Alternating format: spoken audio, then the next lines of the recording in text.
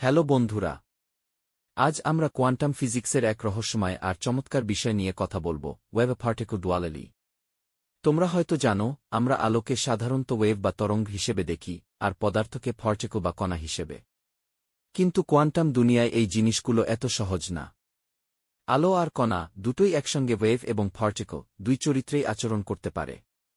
এই ভিডিওতে আমরা বুঝে নেব এই ডুয়ালিটি কিভাবে কাজ করে, কে এটা আবিষ্কার করেছিল, এবং এটা আমাদের প্রযুক্তিকে কিভাবে বদলে দিয়েছে। ক্লাসিক্যাল পার্সপেক্টিভ, প্রথমে দেখা যাক পুরনো বিজ্ঞানীরা কি ভাবতেন।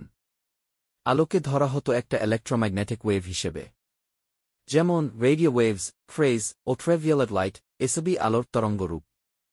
অন্যদিকে ইলেকট্রন, প্রোটন বা নিউট্রন এদের ধরা হতো পার্টিকলস হিসেবে।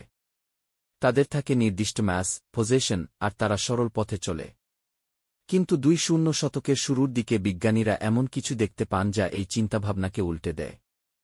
ডিসকভারি অফ ডুয়ালিটি 1905 সালে অ্যালবার্ট আইনস্টাইন প্রমাণ করলেন, আলো শুধু ওয়েভ না, সেটা পার্টিকল হিসেবেও আচরণ করে।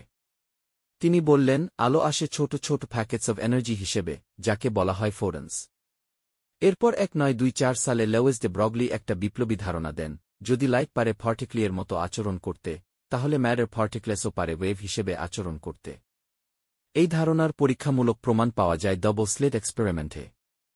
এই এক্সপেরিমেন্টে দেখা যায়, ইলেকট্রন বা ফোটনের মতো কণাও যখন দুইটা স্লিট দিয়ে পাঠানো হয়, তখন তারা ইন্টারফারেন্স প্যাটার্ন তৈরি করে, যা শুধুমাত্র ওয়েভের আচরণ।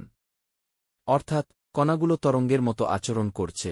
কোয়ান্টাম ইন্টারপ্রিটেশন, কোয়ান্টাম মেকানিক্সে আমরা কণার আচরণ বোঝাতে ব্যবহার করি ওয়েভ ফাংশন, যা কণাটির অবস্থানের সম্ভাবনা, প্রবাবিলিটি, বর্ণনা করে।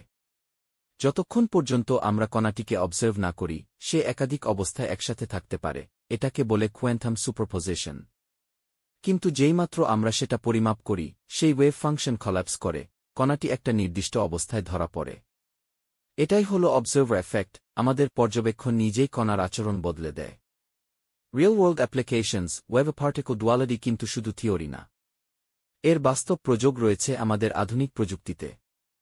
যেমন ইলেকট্রন মাইক্রোস্কোপ, ইলেকট্রনের তরঙ্গ বৈশিষ্ট্য কাজে লাগিয়ে অণু পর্যন্ত দেখা যায়। সেমিকন্ডাক্টর ডিভাইসেস, যেমন ট্রানজিস্টর, যা দিয়ে কম্পিউটার, মোবাইল চলে। কোয়ান্টাম কম্পিউটার্স, সুপারপজিশনের ধারণা ব্যবহার করে কাজ করে। ওয়েভ পার্টিকল ডুয়ালিটি আমাদের দেখায়, প্রকৃতির আসল রূপ আমরা যত ভাবি, তার চেয়েও অনেক বেশি জটিল।